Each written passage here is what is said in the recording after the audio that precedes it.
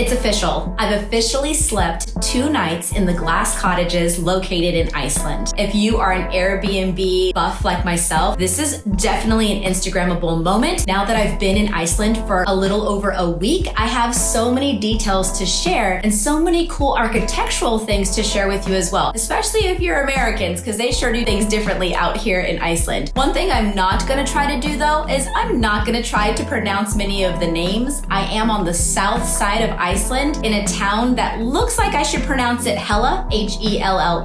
That's not how they pronounce it, and again, don't murder me in the comments. But if you're wondering a little bit about the Glass Cottages, the amenities, and how it's been staying in Iceland, then this is the video for you.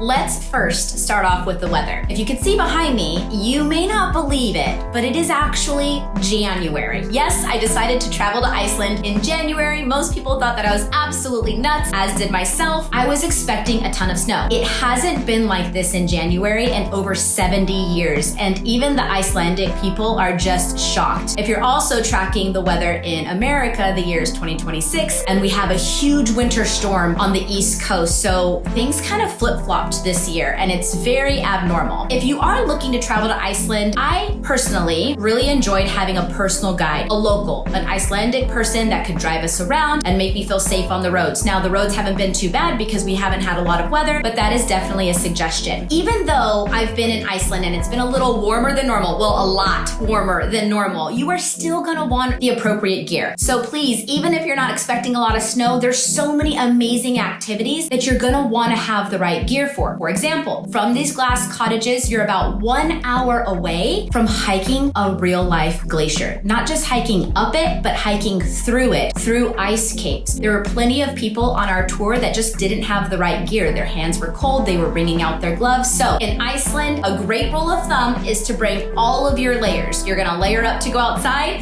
and yes, it's gonna get quite warm when you're in a restaurant or something like that. You're gonna have to take off your layers, but it's better to be safe than sorry, so bring all those layers. Now it's time to talk about the Glass Cottage that I'm staying in itself, which you can find on Airbnb, and many travel agencies are able to book as well. Now, you may already follow my channel, and if you do, then you know that I'm a realtor based out of Las Vegas, Nevada. So yes, your desert rat is definitely out of her element here, but I'm also a real estate investor who owns multiple Airbnbs and who truly enjoys staying in Airbnbs. I want to see how everybody else is doing it, what their amenities are, how they stock their cabinets and their cabinetry. So I may have a little bit of a better angle at this Airbnb gig than most people. So here are some of the things that I've been extremely impressed with. Because Iceland is actually located on so much geothermal activity, so many volcanoes and things like that, what they have endless amounts of is hot water. And talking to many of the locals, they have verified hot water is just something that they have like a plethora of. So they've actually learned how to engineer and utilize the geothermal heated water to heat the floors in this Glass Cottage. So if you're wondering if it's freezing cold and if we're out in the middle of nowhere, we quite literally are out in the middle of nowhere. But besides having a split unit, which is behind the camera right now, the floors are heated. So even when you're showering or using the restroom, it's all hot water that's being pumped under the Glass Cottages, which make it beautiful to stay in. Not only is the floor heated and nice, warm, and cozy, but so is the spa.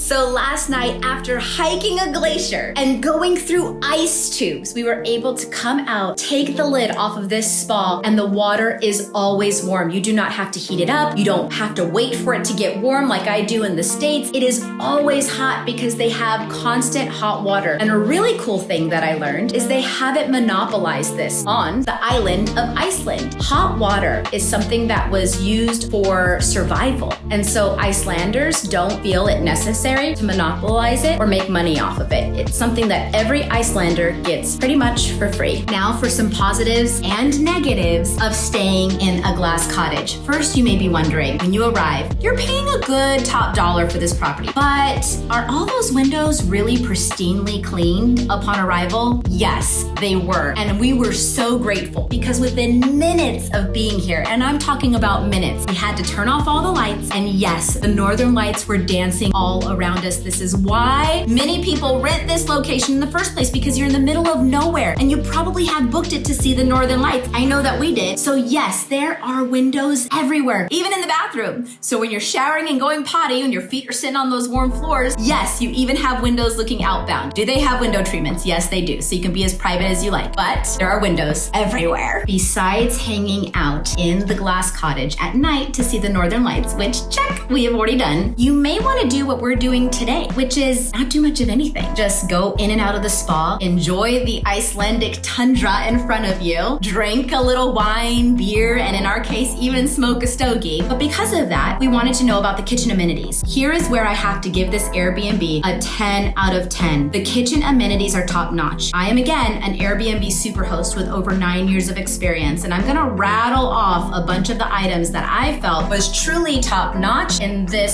small home, but packed with high-end amenities. So let's just go down the line. First of all, you have a beautiful KitchenAid coffee pot. Upon checking in, they actually have multiple videos where you can click on the link and see how to utilize a specific appliance, because it may not be the same from where you come from. So I thought that that was really genius, and it breaks all different language barriers. You can just watch the video and see how to work everything. So we have a beautiful KitchenAid coffee machine, which has just been lovely in the morning to steam our milk and have our coffee and watch the sun come up at 10:30 a.m. this time of year. And then everything else, the utensils, the pots, the pans, the cabinetry itself echoes the landscape. It looks like that volcanic ash, but in the kitchen was beautifully thought out design. You have endless amounts of hot water. They even have salt, pepper, oil, and a lot of amenities like tea, coffee, and hot cocoa. So yes, guys, the kitchen is a 10 out of 10. We've already made 3 meals here. We have stainless steel, beautiful pans. You even have different sized wine glasses, should you like a red wine to breathe, or you have champagne flute. It was so beautifully designed and thought out. It is top